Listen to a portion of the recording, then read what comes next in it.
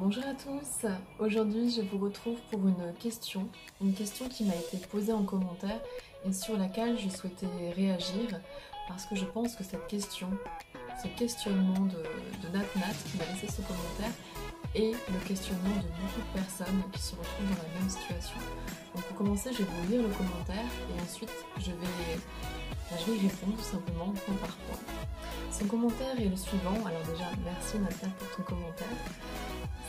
Son commentaire est: bonjour, pourriez-vous faire une vidéo sur comment ne plus attirer les pervers narcissiques ou d'autres personnes toxiques? Merci. Mon problème, c'est que je n'attire que ce genre de personnes. J'ai rencontré un homme il y a peu de temps et dès le premier rendez-vous, il a pointé tous mes défauts physiques et failles en alternant avec des compliments et un questionnement sur ma vie privée. C'était horrible. Je ne sais pas si c'était un pervers narcissique ou si c'était par manque de confiance en lui, mais j'ai bloqué son numéro. Est-ce que tout le monde peut tomber sur ce genre de personne? Et est-ce que nous devons mettre des limites? Ou dois-je encore travailler sur moi? J'ai déjà beaucoup fait de travail sur moi et je n'accepte aucun manque de respect. Alors qu'avant j'étais beaucoup plus cool si l'on peut dire, mais ça m'a toujours porté préjudice. Voilà pour ce long commentaire assez détaillé, donc merci Nat pour ce témoignage. Premièrement, pour répondre à la question comment ne plus attirer ce genre de personnes dans votre vie, eh bien, vous ne pouvez pas influencer en fait ce genre de personnes.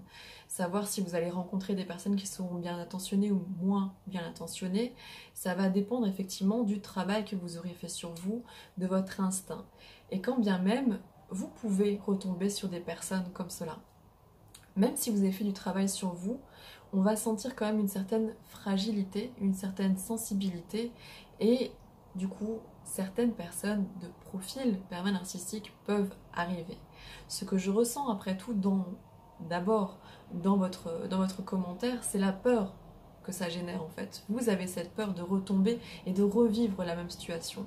Et cette peur est tout à fait légitime. Maintenant, si cette peur est très présente en vous, vous avez de grandes chances que ça se remanifeste. Puisque vous aurez peur de cela et vous serez encore dans ce schéma en fait de peur, de non-sortie de ces relations, non guérie de la précédente relation, et donc il y aura un potentiel pour que des personnes au même profil viennent dans votre vie, qu'elles soient pervers narcissiques ou non, ou simplement peut-être toxiques, ça vous saurez le détecter, vous le verrez en fait si elles sont en accord avec vous ou non. En fait, il n'y a pas de personnes toxiques, il y a juste des personnes qui vont être en meilleure conjugaison, en meilleure relation avec vous ou non. Et ça, vous le verrez par la suite et vous apprendrez à faire confiance à votre instinct et à votre ressenti, oui, au fait que, voilà, vous saurez maintenant. L'expérience précédente vous a juste vous permet de pouvoir maintenant prendre conscience de peut-être qui vous êtes, ce que vous souhaitez, et de mettre plus en lumière, d'être moins malléable sur certains critères, sur des choses où vous savez qu'il y a un potentiel pour que ce soit moins facilement vécu, que ce soit une cause de souffrance pour vous derrière, en tout cas que ça ne vous corresponde juste pas. Donc ça, c'est une chance. Donc gardez-le. Le fait quand vous nous racontez que vous attirez ce genre de personnes, vous en avez l'impression, parce que cette peur est vraiment réelle et ressentie chez vous. Quand vous nous parlez de cet homme que vous avez rencontré, on ne sait pas s'il est pervers narcissique. On sait juste que effectivement ça peut être possible, comme ça peut être possible, comme vous le décrivez, qu'il ait été vraiment mal à l'aise et qu'il ait voulu dans un sens peut-être briser la glace en se sentant peut-être inférieur à vous, ne savant pas comment vous aborder et simplement vous sentant sur la réserve, il a peut-être voulu briser la glace vraiment de manière forcément malhabile pour pouvoir créer un contact et pouvoir rigoler en fait avec vous. Cela est tout à fait possible.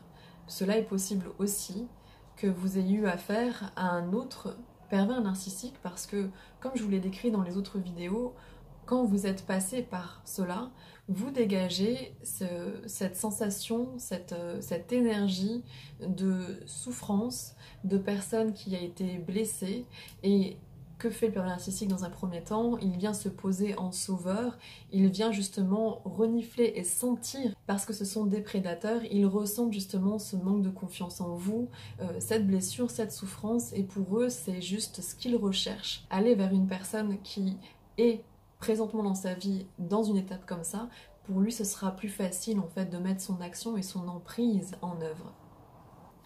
Donc c'est une potentialité. Maintenant, peu importe qui il est, vous avez senti une agression envers vous, même si c'était fondé ou infondé de sa part, vous avez senti une agression envers vous, et votre réflexe a été de bloquer son numéro. Eh bien, c'est ok, c'est juste ok, ne vous posez pas la question s'il aurait été, s'il est, ou peu importe, vous l'avez ressenti négativement, vous avez ressenti à tort ou à raison un potentiel de danger, et vous avez donc bloqué son numéro. Vous êtes sensible dans le sens où on vous a heurté pendant de nombreux temps, qu'on vous a rabaissé mentalement et physiquement, et il reste quand même une petite séquelle là-dedans. Donc oui, vous n'acceptez plus le manque de respect. Mais là où vous sentirez que les choses sont plus posées, que vous êtes vraiment sorti de cela, sera le moment où peu importe les mots de la personne, peu importe si elles peuvent être blessantes ou non, vous ne le prendrez plus personnellement et vous ne le prendrez plus de manière blessante. Ensuite, vous nous dites, est-ce que tout le monde peut tomber sur ce genre de personne? Sur les pervers narcissiques, je viens de vous le dire, dans le sens où si vous avez une sorte de souffrance, que vous êtes à une période de votre vie où quelque chose ne va pas, vous avez cette potentialité de tomber sur un pervers narcissique. Maintenant, pervers narcissique, comme je le dis aussi dans d'autres vidéos, c'est un terme à la mode. Voilà, donc c'est employé pour tout et n'importe quoi. En tout cas, vous avez le potentiel pour tomber sur une personne mal intentionnée. Cela ne veut pas dire que ça sera le cas à chaque fois et heureusement. Maintenant, si vous dites sur ce genre de personnes, c'est-à-dire qu'ils vont mal se comporter, être malaisants, ne pas savoir en fait se comporter de manière tout à fait détendue avec le sexe opposé, hein. Ça c'est le cas de beaucoup d'hommes aussi, ce n'est vraiment pas évident de créer un contact, surtout s'ils n'ont pas confiance en eux, s'ils ne savent pas juste se placer, ils peuvent avoir ce contact-là. Et là, oui, forcément, tout le monde peut être amené à rencontrer quelqu'un, à faire la rencontre de quelqu'un qui sera malaisant par ses paroles et qui pourra heurter sans le vouloir surtout et faire des critiques. Ça, tout le monde peut rencontrer ce genre de personnes. Maintenant, là où je vais vous tirer un petit peu les oreilles, Nat, c'est la suite, vous me dites, et écoutez bien ce que vous avez écrit, c'est est-ce que c'est à nous de mettre des limites? Donc, vous pensez que vous avez encore, que ça dépend, en fait, que ce choix dépend de quelqu'un d'autre, de l'autre personne en face, de mettre les limites ou non, au non-respect que vous allez ressentir envers vous-même? Bien sûr que oui, que c'est à vous de mettre des limites. C'est dans le respect de l'autre, mais bien sûr que oui, que c'est à vous de mettre ces limites. Forcément. Vous n'avez pas besoin de moi, besoin de conseils de n'importe qui, en fait, pour cela.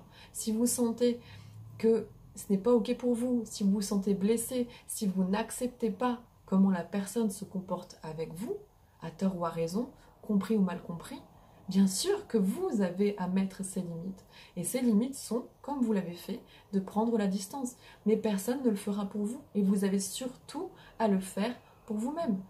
Donc, je vous tire les oreilles un petit peu là-dessus parce que vous me posez cette question.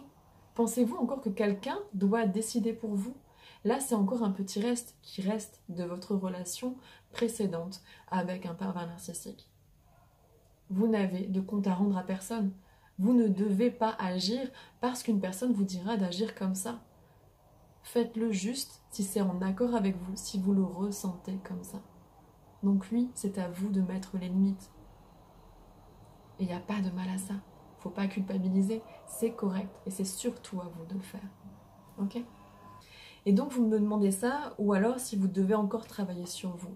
Bien sûr que vous devez encore travailler sur vous. Ce travail n'est jamais fini. Et vous ne serez jamais guéri dans le sens où toute votre vie, cette expérience, vous ne pouvez pas l'effacer. Elle vous servira à vous construire par la suite. Tout dépendra de comment vous allez la regarder, comment vous allez la changer, la transformer, la transmuter pour qu'elle soit aidante dans votre vie.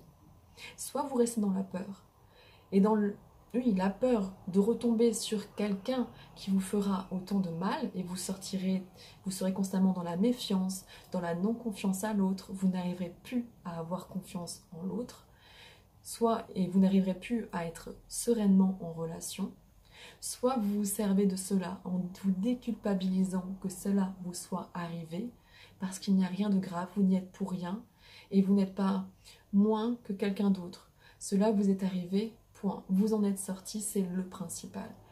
Et soyez sûr que peu importe la personne qui a à vivre cette expérience, personne ne sait gérer mieux qu'une autre en fait. Vous avez fait vraiment de votre mieux. Et vous ne pouvez pas y échapper, vous ne pouvez pas le savoir tout simplement. Donc oui, vous avez encore à travailler sur vous tout au long du processus, tout au long de vos futures relations, en apaisant, en temporisant et en vous servant de cela pour remarquer aussi, vous servir de votre expérience pour que plus jamais on vous traite de cette manière. Quand vous parlez de respect, oui, vous avez le droit, comme tout un chacun, d'avoir le respect d'autrui, surtout dans un couple. Et de ne pas vous mettre avec quelqu'un qui vous manque de respect, à votre sens. Maintenant, c'est à prendre avec tempérance, avec douceur, dans le sens où là vous y mettez de la colère, en disant « je ne supporte plus qu'on me manque de respect ». Parce qu'il y a un côté de défense, et c'est normal puisque l'on vous a attaqué, rabaissé, donc vous sortez les griffes par rapport à ça. Mais vous vous sentirez plus sereine par la suite au fur et à mesure du temps, ne vous inquiétez pas. Je ne peux pas vous dire combien de temps, mais ça viendra. Et vous sentirez que vous devez avoir ce même respect avec les autres et eux avec vous-même, mais dans une paix et juste vous dire ok, non là je suis pas d'accord, mais juste sans y penser et sans avoir de l'énervement, de la rage, un réflexe agressif ou de colère. Ça se temporisera. Donc c'est ce que vous nous dites juste après, que vous avez travaillé sur vous et que vous ne supportez plus aucun manque de respect. Eh bien pour l'instant, c'est normal de réagir comme ça et de réagir avec force. Ça se modérera et ça se tempérera au fur et à mesure du temps. D'accord? Vous regrettiez aussi, vous disiez qu'avant vous étiez plus cool avec ça et que ça vous a toujours porté préjudice. Alors avant, vous étiez plus cool. Le maintenant, ce n'est pas de revenir à ce que vous étiez avant. Ce n'est pas de regretter ce que vous étiez avant. Maintenant, vous pourrez être plus cool dans le futur avec cela, donc plus en paix, plus posé, mais en étant conscience et en ayant ce potentiel d'expérience que vous avez vécu et qui va vous servir par la suite à gagner le respect, mais correctement, des gens, des personnes et des futurs partenaires. Et là où vous dites « ça m'a porté préjudice », je pense que vous parlez juste du côté gentillesse. Il ne faut pas confondre gentillesse et naïveté. Voilà. Être gentil, ce n'est pas un signe de faiblesse. Mais si vous êtes à une période de votre vie où vous ressentez de la faiblesse, où vous vous êtes fait duper, et ça arrive à tout le monde, ça peut arriver à tout le monde, alors là, vous montrez un autre côté, une autre face, c'est-à-dire ce que j'appelle la face du juste, ou juste non, ça n'est pas en accord avec vous.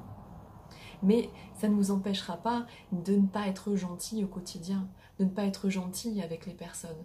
Ça voudra juste dire et vous apprendre à faire, à reconnaître qu'avec ces personnes, non, vous avez une limite. Et que votre gentillesse, votre don du cœur, votre empathie n'est pas à donner et à offrir à tout le monde. Surtout si c'est pour qu'on l'écrase ou qu'on se moque de vous. Mais au contraire, gardez cette empathie, gardez cette gentillesse, gardez cette beauté que vous avez en vous. Parce que c'est ça, vous êtes comme ça et là-dessus vous ne pourrez pas vous changer, vous n'avez pas à vous changer. C'est pas à vous à devenir agressive, méchante ou à jouer un autre rôle. Non, ça serait vraiment dommage. Et dans tout cela, à travers votre message, je ressens aussi que, vous savez, pour être aimé et pour rentrer en relation avec quelqu'un qui vous respecte, qui vous aime, il faut vous donner cela à vous-même avant tout. C'est vraiment une des clés du bonheur en couple, ne pas attendre de l'autre, mais vous donner à vous-même, devenir pour vous-même votre partenaire idéal. Donc, ce que ça traduit, c'est que vous ne vous portez pas assez d'amour. Et vous avez sûrement tout donné, et j'en suis sûre, et je ne pense pas me tromper. Vous avez tout donné et trop donné, mais au déficit de vous-même, sans penser à vous-même. Et il est temps maintenant de vous donner à vous-même tout cet amour, tout ce respect, tout ce qu'il y a de plus beau. Et vous verrez que ça se remplira d'amour en vous, que vous l'exposerez au monde et que vous ne vous sentirez plus en déficit en donnant, mais au contraire, ça ne fera que raviver et que remplir, vous remplir encore d'amour et de respect. Et par cela, vous montrerez l'exemple et vous permettrez aux autres de pouvoir faire la même chose en se déculpabilisant de le faire. Parce que ce n'est pas un acte égoïste de prendre soin de soi. C'est la base, on nous l'apprend mal. Mais vous ne pouvez pas être aimé de quelqu'un si vous ne vous aimez pas vraiment. Allez à la découverte de vous. Portez-vous de l'amour, portez-vous de l'attention. Et ensuite, vous verrez ô combien vous serez plus efficace, plus posé, plus calme, plus en paix, et ô combien vous donnerez magnifiquement, encore plus, encore mieux qu'avant aux autres. Voilà Nat, j'espère avoir pu répondre à votre commentaire. J'espère que d'autres personnes qui se posent la même question, cela aura pu répondre à leur questionnement, à leur attente. Et j'espère aussi par cela avoir pu temporiser cette peur qui est souvent persistante et prenante pour des personnes qui ont vécu des relations conflictuelles, horribles, avec pervers narcissiques, avec violence physique, toutes des relations qui sont, on va dire, traumatisantes. Quand on en sort, c'est déjà beau, c'est déjà un premier pas. Vous pouvez déjà être fier de vous. Vous êtes déjà passé par là, vous aviez cette force en vous. Et cette force n'a pas fini de croître. Maintenant, le temps est venu d'aller à la découverte de vous aimer et de plus être en accord dans votre vie avec vous.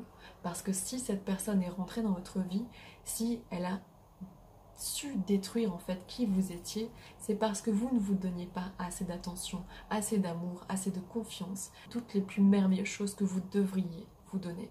Donc soyez juste fiers de vous.